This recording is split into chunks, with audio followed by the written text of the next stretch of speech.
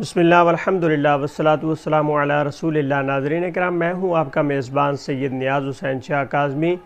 गुज़श्ता video में हमने क़ुर्बानी के फ़ज़ाइल और उसकी शराइत और क़ुरबानी के वाजिब होने की सूरतें बयान की थी। इस वीडियो में हम क़ुरबानी के लिए कौन से जानवर की कितनी उम्र होनी चाहिए और किन उयूब की वजह से जानवरों की क़ुरबानी जायज़ नहीं होती बयान करेंगे।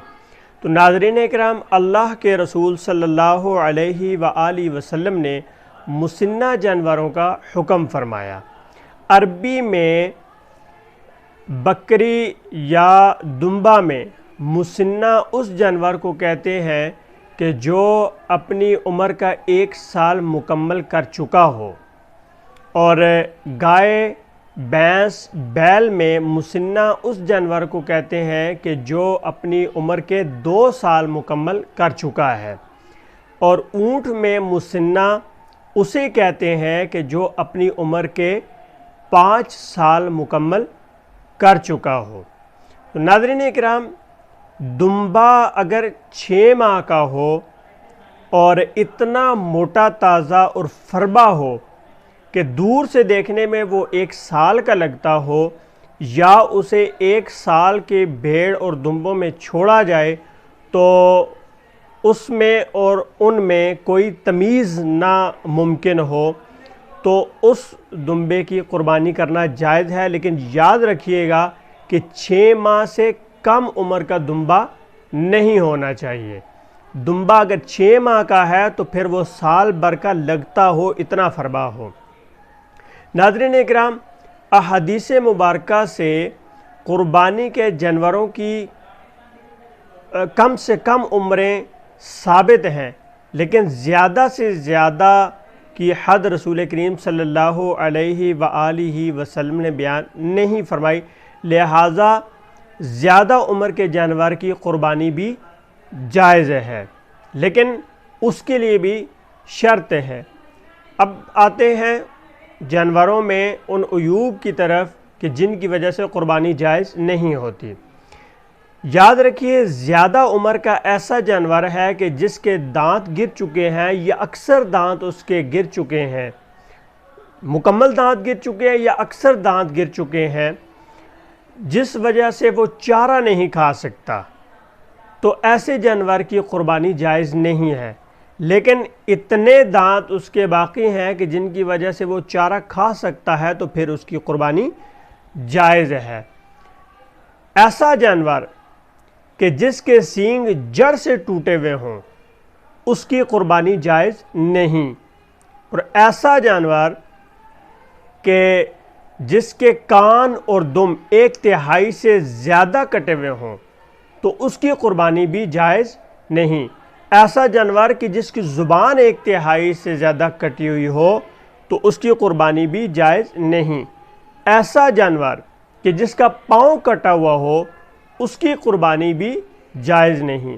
और ऐसा लंगड़ा जानवर कि जो 3 पाँव पर चलता हो, लेकिन चौथा पाँव वो इस्तेमाल ना कर सकता हो चलने में, उसकी क़ुरबानी जायज़ नहीं।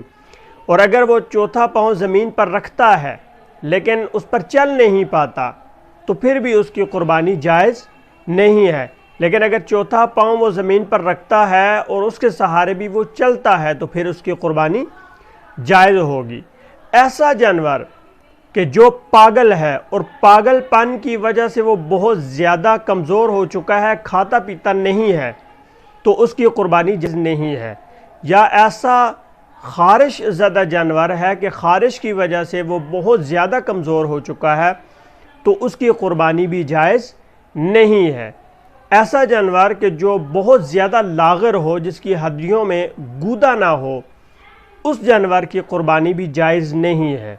और ऐसा जानवर कि जो पैदाइशी नाबीना हो, उसकी क़ुरबानी भी जायज़ नहीं है।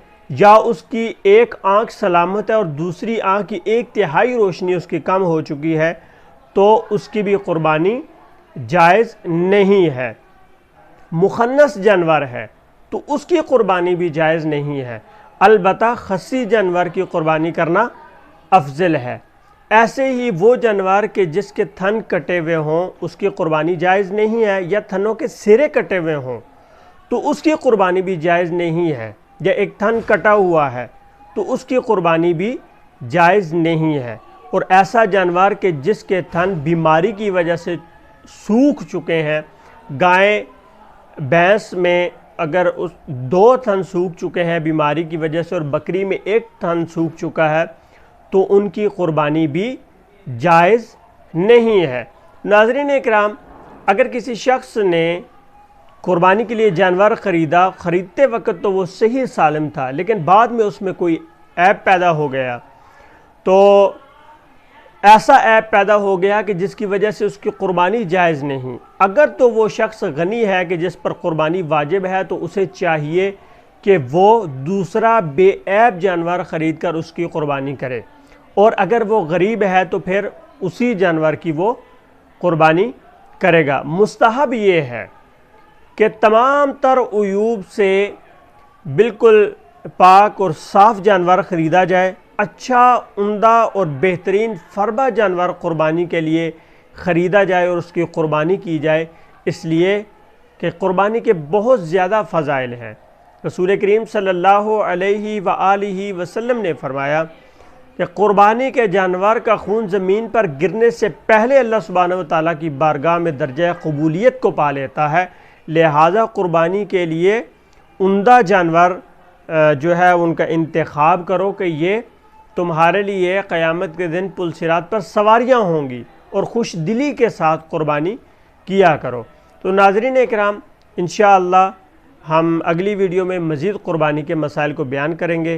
अस्सलामु अलैकुम वरहमतुल्लाहि वबरकातुहू।